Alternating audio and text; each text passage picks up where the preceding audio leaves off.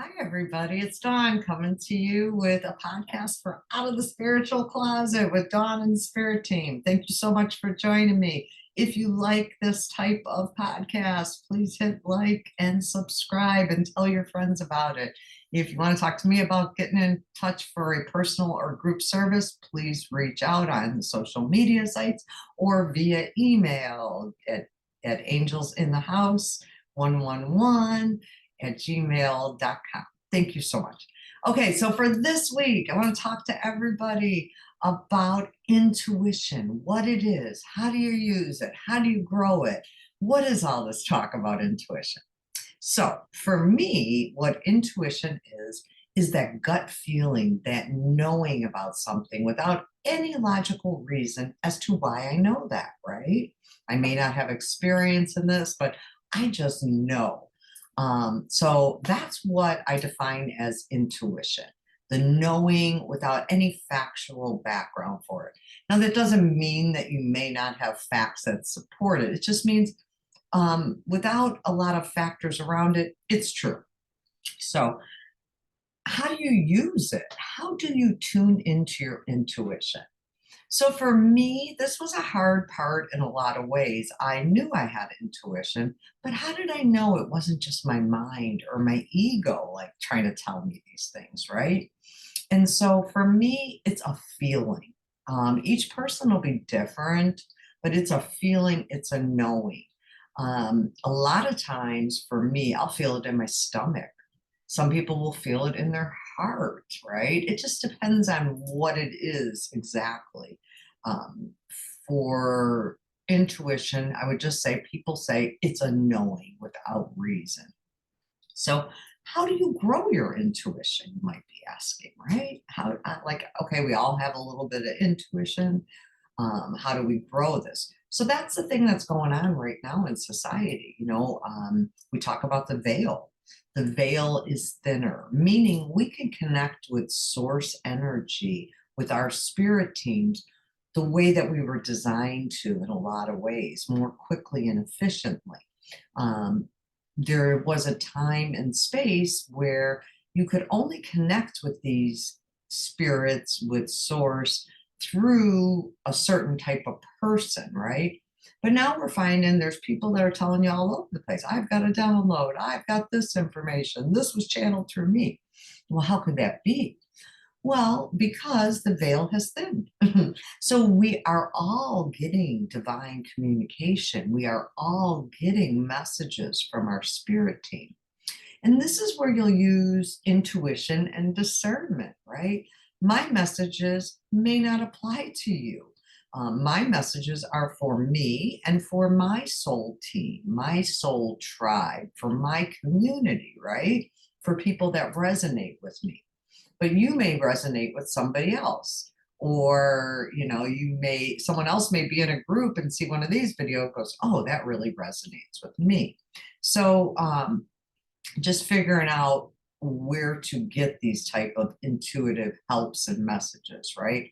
Tuning into your own consciousness. What does that mean? Right? That means quieting your monkey mind, settling into your heart, thinking, not thinking, but feeling, right? And what are you feeling? So you may have a thought or a question. You may say, I have a really good feeling about this person or this situation. Let me zone in and use my intuition. And how does that feel? How does the situation feel? So for me, it is a matter of calming my breathing, just calming down, settling my mind, stop thinking thoughts, just breathing and starting to slowly get into my body and into my heart, right?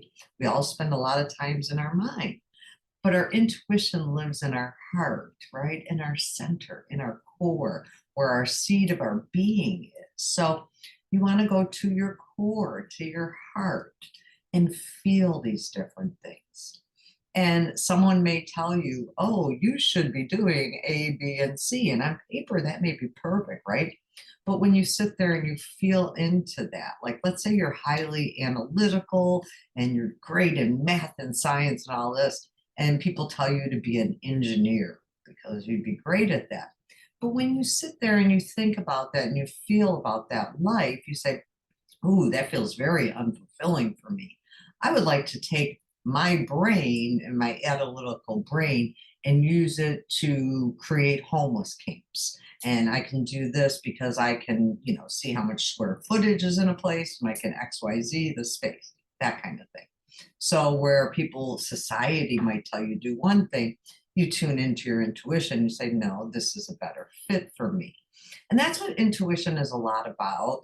Instead of listening to every message from society, we tune in and we listen to our heart and to source, to creator, to divine, right? And we funnel messages because each of us came to this planet, to Earth, to accomplish things, to feel things, to see things.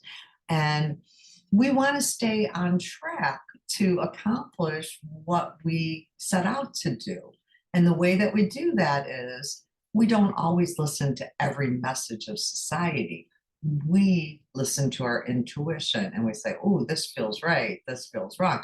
I mean, have you ever taken a road trip and just gone on an adventure and headed to the left or headed to the right? Maybe you knew where you were going to stay that evening, but for the day, you just adventured.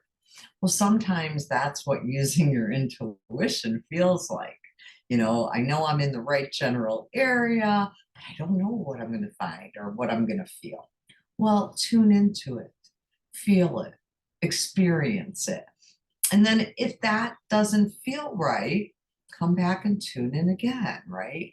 So it's learning how to tune in, learning how to quiet the mind, and then how to really distinguish between ego and true heart centered. And for me, what it is there is no bitterness.